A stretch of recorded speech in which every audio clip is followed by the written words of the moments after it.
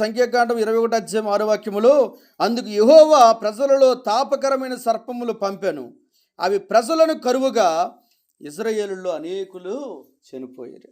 దేవునికి లోబడకపోతే, దేవుని సేవకుడి మీద తిరగబడితే దేవుడు పామునే కాదు సీమనైనా వదులుతాడు.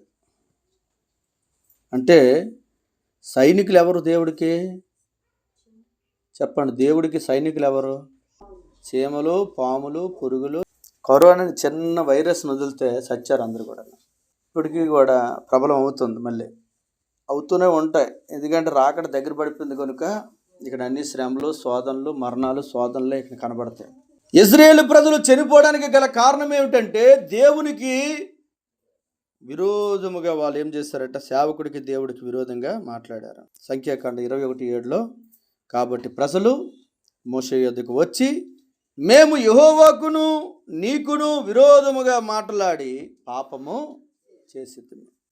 మోషే దైవజనుడా, సేవకుడా, నీతో విరోధంగా మాట్లాడాం, అసభ్యంగా మాట్లాడాం, గర్వంగా మాట్లాడాం, అహంకారంగా మాట్లాడాం కనుక మేము పాపం చేస్తామని ఇలా ఒప్పుకుంటున్నారు. మళ్ళీ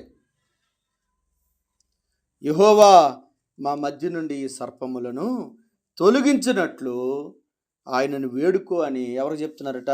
పాస్టర్ గారు చెప్తున్నారు, సేవకుడికి చెప్తున్నారు. మోషే, ఇక మా ప్రార్థన దేవుడు వినడు, మా ప్రార్థన ఫలించడం లేదు, మేము ఎంత ఏడ్చినా, మేము పాపం చేశాము, హద్దు దాటిపోయాము, మా ప్రార్థనకి దేవుడు ఆలకించడు, మరణము మా మీదకి వచ్చేస్తూ ఉంది, నువ్వే మమ్మల్ని కాపాడాలి, దేవుడు మమ్మల్ని కనికరించినట్లుగా ప్రార్థన చేయు, దేవుని కృప మా మీద ఉన్నట్లుగా ప్రార్థన చేయు, ఈ పాముల్ని తొలగించినట్లుగా ప్రార్థన చేయు, మా తరపున దేవుడిని వేడుకో.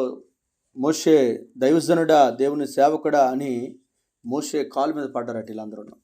దేవుని బిడ్డల క్షేమం కొరకు, కుటుంబం కొరకు ప్రార్థన చేసేవాడు దేవుని సేవకుడు, సేవకురాలు. కనుక విశ్వాసి దేవుడితో కానీ, దేవుని సేవకుడితో కానీ, దేవుని కుటుంబంతో కానీ ఆటలాడకూడదు. ఇక్కడ మోషే ప్రార్థన చేస్తే కానీ వాళ్ళకి క్షమాపణ లేదు.